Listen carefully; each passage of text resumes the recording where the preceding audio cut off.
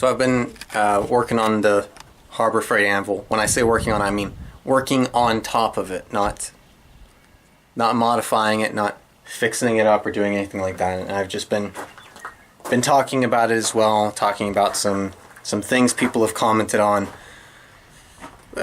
modifying it, welding stuff to it, the stand. Stop talking about the stand. I need to talk about something. Okay. What was my philosophy in buying the anvil? Not just that, what was my philosophy in making a video about the anvil? This is kind of important because most of you people are missing the point. Most of you.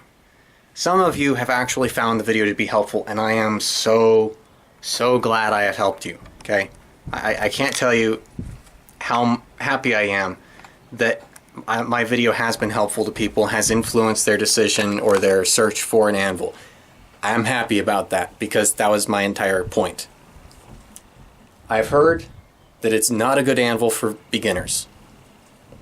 That was most of the opinions I heard, but I had heard a couple people say, yeah, I would recommend it for a beginner. So I wanted to test it because almost no one on YouTube was actually testing and showing testing of the Harbor Freight Anvil. So I did that.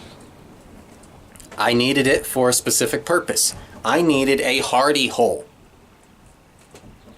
So I bought an anvil that had a hardy tool, or I bought a tool which had a hardy hole. Yes, I could have used a vise.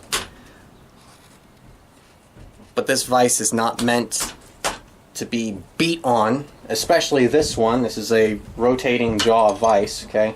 The jaws rotate, and when you pound on it, even when this is tightened, these will still rotate a little bit, and so you'll have to reset it every now and then. That's not good, and I feel like I'm going to break it also because this thing is made out of cast iron, and it's leveraging on the base, so eventually this thing will just break off.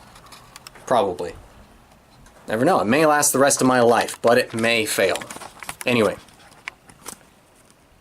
Because I didn't have a good place to hold tooling or punch a hole through stock, which if I were ever going to make a hammer or other tools, you know, hammer eye punch, I needed something that had an actual hole in it. So I was considering different anvil options. I decided to go with the cheapest option because it also gave me the opportunity to provide information that wasn't really out there. I have no idea how I found so many toxic people in this community, but I have found there have been more negative comments on my anvil video, the video on this anvil, than any other blacksmithing video I have watched on YouTube. It is amazing. But at the same time, the most number of views I had ever had on a video was 14 to 15,000 views. I have almost 210,000 views now on the Harbor Freight Anvil video. That's incredible. Meaning, I have reached a lot of people because a lot of people have been looking for this anvil and looking for information on this anvil. That's good because I've provided information to 200,000 people. Well, probably not 200,000 people. A lot of people probably rewatched the video, and especially considering the number of people who commented and then responded to comments, they probably, after I commented, would have to come back. It would count as another view on the video for them to comment on it again. Anyway, point is, I've reached a lot of people with this video. That's awesome to me. I've influenced a number of people's opinions on the anvil and the tool and whether or not it's a good anvil for a beginner. And I'm happy about that. What I'm not happy about is the people who misunderstand the point of the video. I was testing durability. I was testing viability as a beginner's anvil, a beginner tool. Having been a beginner, I do not think an anvil that soft has any place with a beginner. Okay? You can say that a beginner should not have a hardened anvil because they will miss the anvil, and if they miss it and hit a a corner of the anvil, it can break off a sharp shard of steel and it can fly across the room or hit someone in the leg. It's a bad day. Okay, cool. This anvil has never chipped. Okay? It dents. It does not chip. It's still a hardened anvil. But you'll notice I've got some pretty deep dents here. Those are from actually missing a full power strike with a cross peen. Okay? That is some heavy abuse. But no deformation under normal use here, which is where I do most of my work. This is a good anvil for a beginner because it is just a surface to work on. That's it. So I was testing durability and I needed an anvil. I needed a tool that could hold a hardy tool. So I made a cutting hardy for it. It's worked well and it's at a lower height. You guys, some of you in the beginning, you were like, dude, you made it too low. What's wrong with you? It should be at your knuckle. Okay, dude, you have no idea what the actual proper height of an anvil is. This is not necessarily the proper height of an anvil if you have really long arms or really short arms or you have a different style of use. If you tend to work with top tools, this is not the proper height. If you tend to tuck things into your crotch to use them as a third hand, okay? If you do this a lot, let me see. If you do this a lot, this is actually your proper height. Okay? Not here, it's here. So this anvil is too low if you're doing a lot of work with top tools, and I mean it can drop down a little bit, but it's best to be higher because you have more clench. You have more clench if it's higher. Point is, anvil height is user specified and is not always the same between users because of their use. Not just their height, not just their body, but their specific use. I was intending for it to be a striking anvil and a top tool anvil. That means it can sit down lower and still work perfectly. But I had to test it, so I used it like a normal anvil even though it's too low. Okay, got it. Now, my steel was not too cold. Okay, get that out of your mind. Look at how bright my face is on this side. Okay, let me get out further. Oh, notice how the exposure changed? Yeah, that's what happens when it's the middle of the day and the anvil is right here at the doorway. Okay? It makes it very bright. And hot steel, as I showed in my video, lighting versus steel, and someone thought in the comments, at first I thought it was lightning versus steel. But then I was disappointed. I was like, oh, that would have been so cool. But no, it was lighting, meaning ambient light.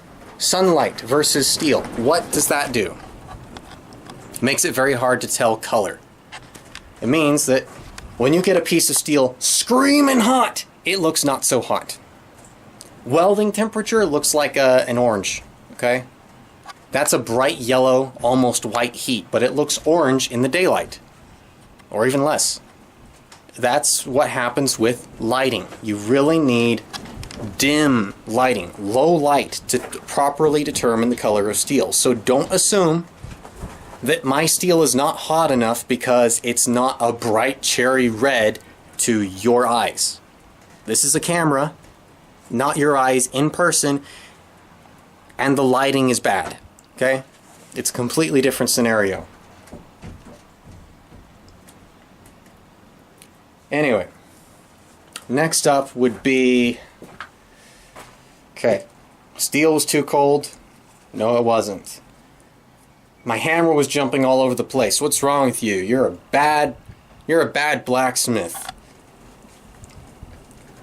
Did you forget what I was doing with this video? I was testing the durability of the face, the hardness of the face, the resistance to deformation. I'm not showing technique. I'm not trying to make something. I'm not trying to make a tool. I'm just hammering on something. And no, I didn't forge it very well. I was trying to make a leaf preform. I didn't do a very good job. I get that, okay? My welding on the stand was absolute shit. I get that. I never said I was a good welder. I never said that was how to weld. Never said it was a good stand. But don't complain about the stand. Don't complain about my technique. Don't complain about my experience level, because obviously I have more experience than you. And I've put that experience online. You haven't. 90% of the people who comment, more than 90% of the people who comment and tell me that I'm doing something wrong in that video, I go to their channel. What do they have? They haven't uploaded shit. And when I say they haven't uploaded shit, I mean, what did they upload? Nothing. They have no videos. They have no content. They've liked some other people, but they don't know what they're talking about because, as far as I know, they haven't done anything. So don't complain about me and my experience level and how I don't know what I'm talking about when I'm the one who's actually taken some experience, taken some projects and put them out there online, shown my skills, and generally not my best work. None of my videos have been my best work. The best work I do is when I don't have a camera on me. The best work I do is when I don't have to worry about a camera and I just forge for 3 hours, and at the end of it my arm is not feeling good. And I go inside, I take a shower, and I don't do anything till the next day. Okay? That's when I'm doing my best work generally, is not when I'm filming. Not when I'm filming. Oh, you see this thing? See that? This is pretty cool. I made this. I made a fixture for my grinder. It's awesome. It actually works really well. And these are skateboard wheels. Well, longboard wheels. I made this. I was not recording the process. I did not use the camera at all. I took some pictures with my phone. But I am very happy with what I made here. And I did not record the process.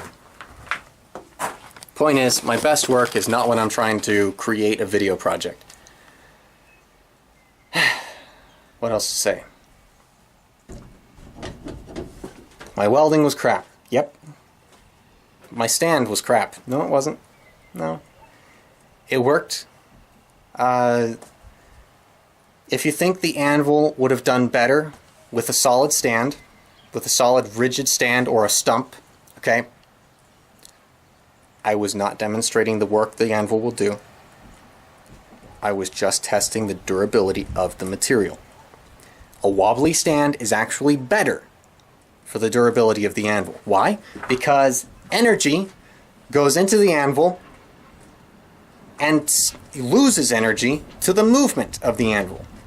If you put energy into something and then it moves, only part of that energy can go into deforming or damaging that object. Part of it goes into moving that object, okay? If somebody punches me in the head and my head moves, well, my head accelerates, meaning that the fist is decelerating at the same time that my head is accelerating. There's an exchange of energy there. It's not going directly into my skull. However, if they put my head against a wall, so my head is solid against the wall, it won't move, and then they punch me with the same force, my head can no longer accelerate away from the fist. All of that energy now goes concentrated into my head and can actually deform and damage and hurt my head. Same thing with the anvil. It's actually the best case scenario for it to be wobbling and rocking for my testing. Because again, my opinion of the anvil had nothing to do with the stand. My opinion of the anvil had nothing to do with my technique. My opinion of the anvil had nothing to do with the work the anvil can do. Soft anvils can do just as much work as a big anvil. And I already talked about hammer to anvil weight ratios. It's irrelevant. Anvil hammer weights are talking about the amount of work an anvil can do and the amount of movement the anvil will experience while working on it with a hammer. Hardness has everything to do with anvil durability.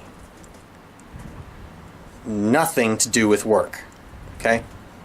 They're unrelated. They deal with completely separate issues of an anvil, of a tool.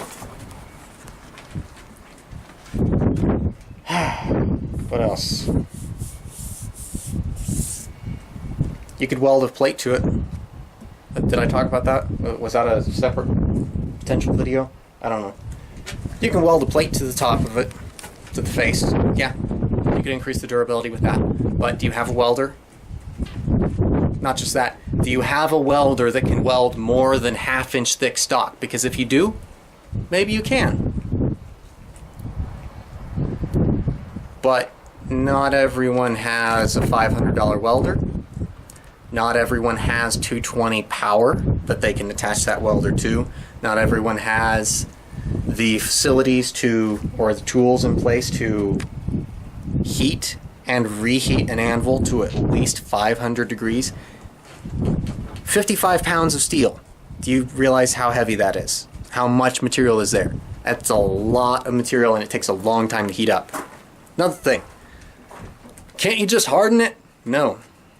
Most of the people who recommended hardening it, that was their only question. They weren't rude about it. They just, can't you harden it? What if you tried to harden it? What if you did this? Well, yeah, okay. You could try, but cast iron, gray cast iron, which is what this is. Yes, I do know that is what it is. It will not harden. But I also take that back, because there's a caveat there. I say it will not harden because that's the common knowledge I've been told. However, I do not know that cast iron will not harden because I know that cast iron is too brittle to handle that kind of stress. The graphite inclusions that are in cast iron, because of the amount of carbon content, causes it makes it very, very, very brittle. And it makes it very prone to failure, especially in stressful environments. And if you harden a piece of cast iron and it successfully hardens, probably it won't even survive the quench, because any hardness that you produce will immediately cause stress. Remember, martensite is slightly less dense than ferrite and pearlite. It's slightly less dense, meaning it takes up slightly more volume. That creates a differential in volume. That's stress. That stress can cause failures, and so it may not even survive the quench. And before I continue on with that, you may need to remember, because I didn't realize that most people didn't know this, cast iron is not just iron which has been cast, and I talked about this in a separate video. Cast iron is not just cast iron. It is a particular alloy. It is an alloy which is most commonly cast in order to form it, because it has at least 2% carbon. Most blade steels, 1095 is a pretty high carbon steel, about 1% carbon. Not many steels have more than 1% carbon. They're called super steels, and they're typically powdered metallurgy, and they're not the most durable steels. They're typically more brittle. They're very hard to heat treat, and you definitely can't heat treat them just by getting up to cherry red and then dunking it in oil. You can't do that. So more than 2% carbon. This one probably has way more than 2% carbon, because that goes all the way from 2% to 6%. Okay, 4 or 5% could be anywhere in that range. That's bad, because that's a lot of excess carbon. That's a lot of graphite inclusion, which makes it very brittle. It also makes it very soft, because I have the theory that because graphite itself as a mineral is so soft, it means that the material that has those graphite inclusions, even if it is hard, the iron is hard, if it's deformed at all, it will still, or if anything tries to deform it, that graphite will still deform. And so even if the iron itself is hard, the total object is soft. So just think about that. Think about what cast iron is. It cannot be hardened. It's very difficult to weld. No, it does not work harden. That's 3. It's a cast iron anvil. Okay? Ductile iron's different. TFS anvils are made out of ductile cast iron. Probably they have magnesium in them, which is a nodularizing element. Turns those graphite flakes into spherical nodules. It makes the anvil much tougher, much stronger. It can actually be heat treated and hardened. That's a good thing. What else? I know there was something else I was going to say. Just a second. I don't remember. One of the other things, specifically about the metallurgy, and specifically about it being a Harbor Freight Anvil and being made in China. Yeah, it's because it's made in China. There's this problem that you have to think about because reasons, apparently. Okay, here's the thing.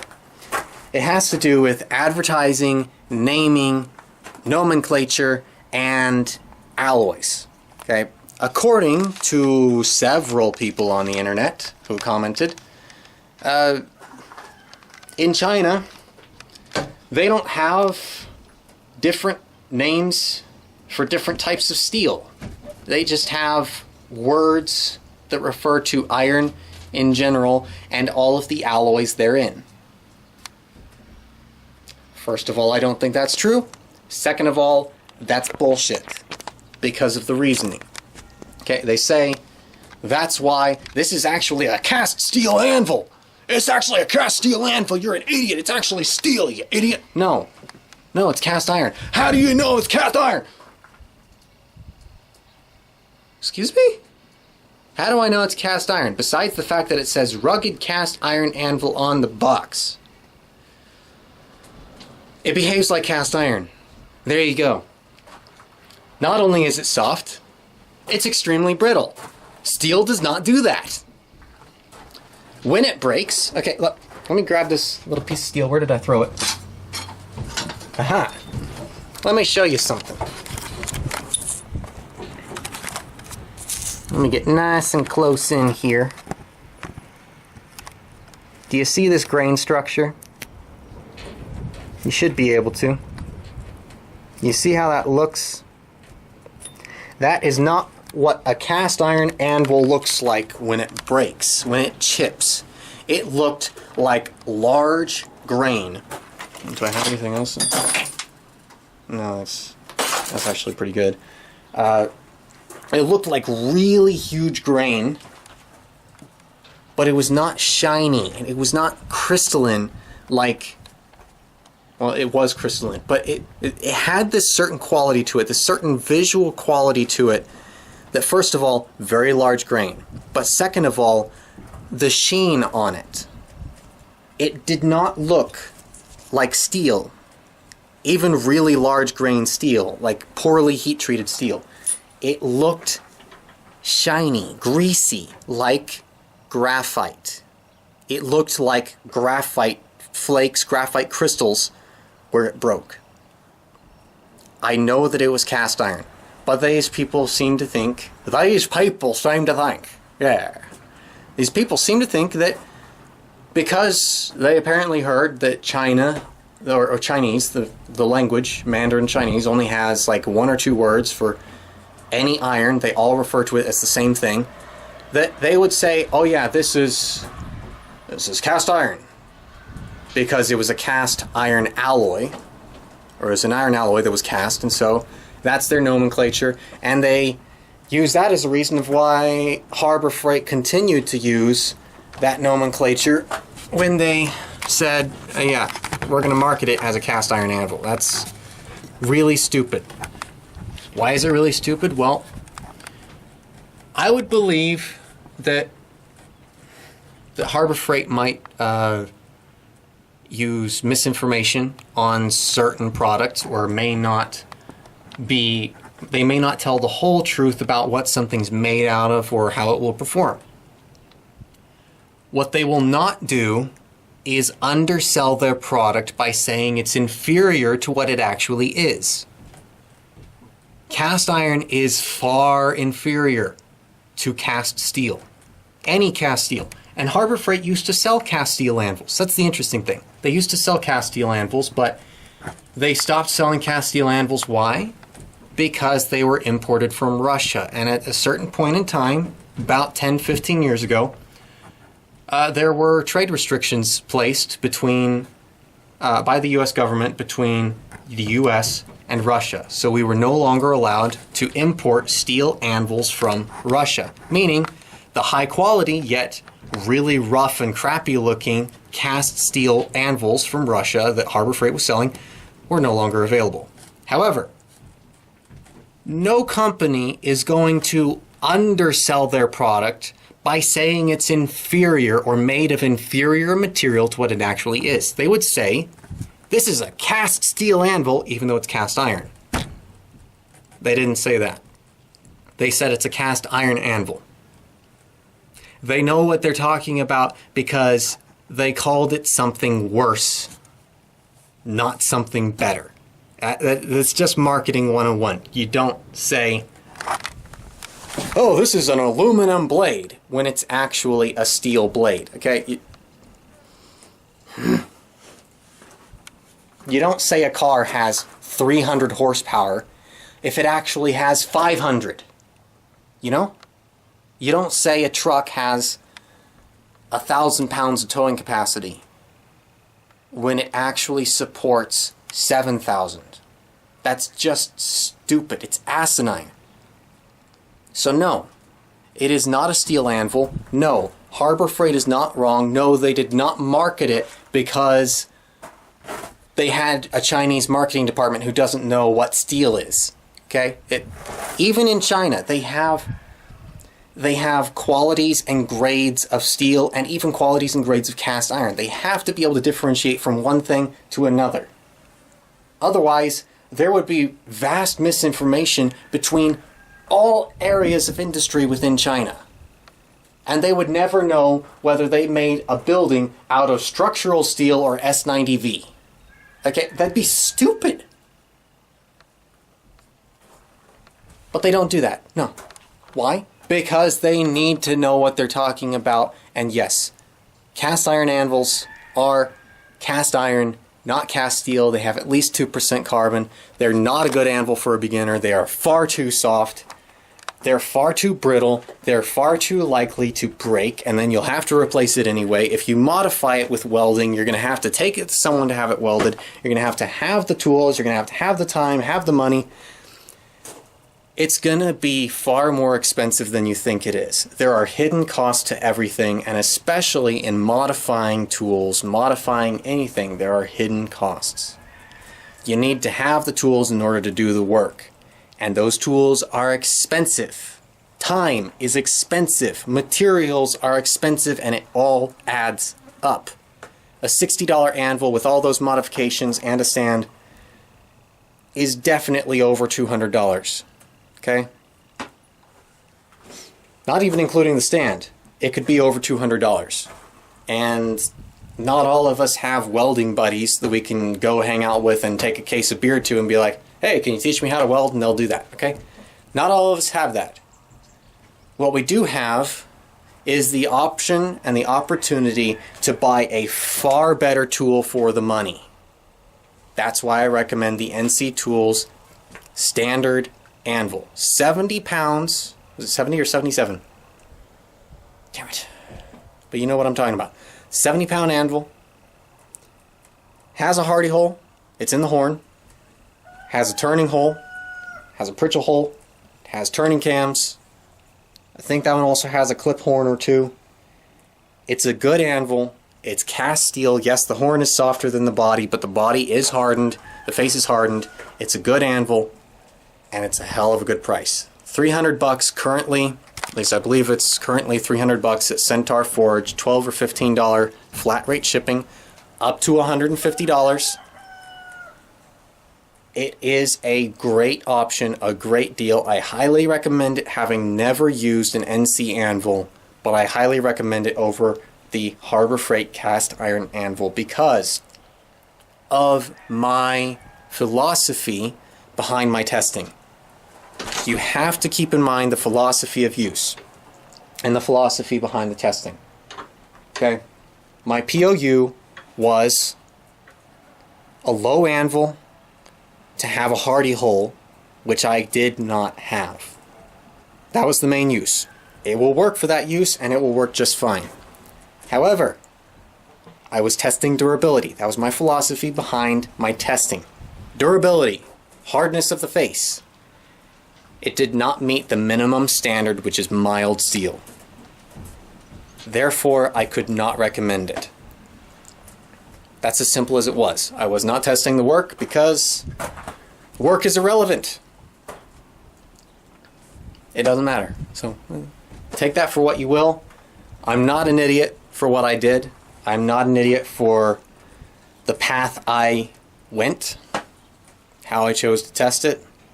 I'm not an idiot for the video I made, or for my comments on the video I made. Yes, I didn't need to make such a big deal out of the powder coating. But I was saying that it's a ridiculous powder coating because it's super thick, and they put it on there because it hides stuff. It hides pitting, it hides filling, spots and inclusions. There are reasons. There are reasons. But don't think I'm an idiot. I helped people. That was the whole point. You don't have to be toxic, okay?